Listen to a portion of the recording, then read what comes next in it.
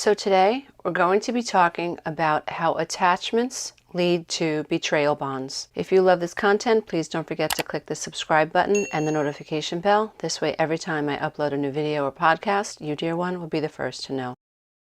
So when we're talking about narcissistic relationships or relationships with malevolent others, relationships with people who are deliberately manipulative, people who lie, people who are willing to use a sense of exploitation, who feel entitled to exploit the emotions of others. We're talking about what happens when we bump into people like this who sweep us off our feet and who over time get us to distrust the self. There's a big misconception out there that those of us who are in relationships with narcissists are weak. There's something wrong with us. We are defective in some way. We miss the signals. We miss the red flags. And that's just not the case. And I get it. As someone who is a recovering codependent, my recovery is everything to me. But in my particular case, I acknowledge that there was childhood emotional neglect. There was mental abuse. There was exploitation. There were boundaries that were crossed. There was abandonment. And at times there was even physical abuse, what by today's standards would be considered abusive.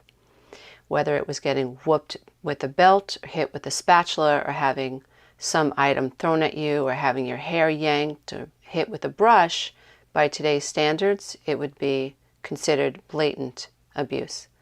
So I grew up during the 60s where this type of behavior by parents was seen pretty normal, where you were supposed to give your kids a licking. You were supposed to be this aggressive with them.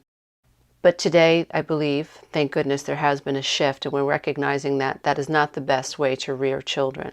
There is a better way.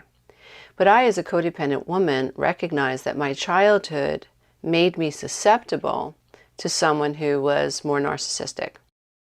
I recognize that feeling abandoned, feeling not good enough, and being brainwashed and or hypnotized to believe that love was conditional put me in a particular position to be more susceptible to this type of psychological manipulation by someone with a predator type personality. But that is not always the case. Women and men who fall prey to predator-type personalities can be swept off their feet and manipulated by the fear of abandonment, by gaslighting, by all of the tactics narcissists use to use mind games against you. You can be manipulated into a betrayal bond. You can be manipulated into a trauma bond and have your perception of reality distorted so often by someone that you trust that you no longer trust your reality.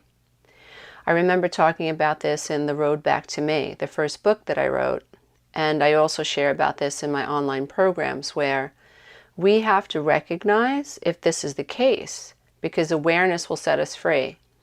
Do I experience the world with one reality inside of me, yet there is another reality outside of me?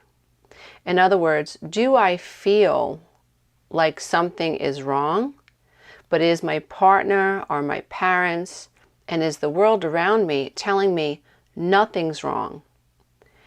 And sometimes it is because we have unhealed wounds that have yet to be processed.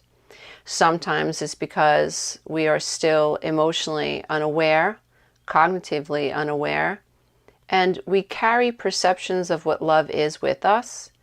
And when we meet someone, they don't match our perception or hypnotic perception of what a good man is or what a good woman is. And in that state, we are arrested, and we can sometimes project onto our new partner and make them feel less than, because they're not living up to the standard that we have for love in our mind. This happens to many of us who have fantasy thinking as a result of feeling abandoned as a child and developing fantasy type thinking around this boy or this girl or this relationship that's going to rescue me from this sense of loneliness. And this happens when we are not aware that we are not seeing our partners as they really are. Perhaps we think a man is someone who always opens the door for us as women. And I think that's a lovely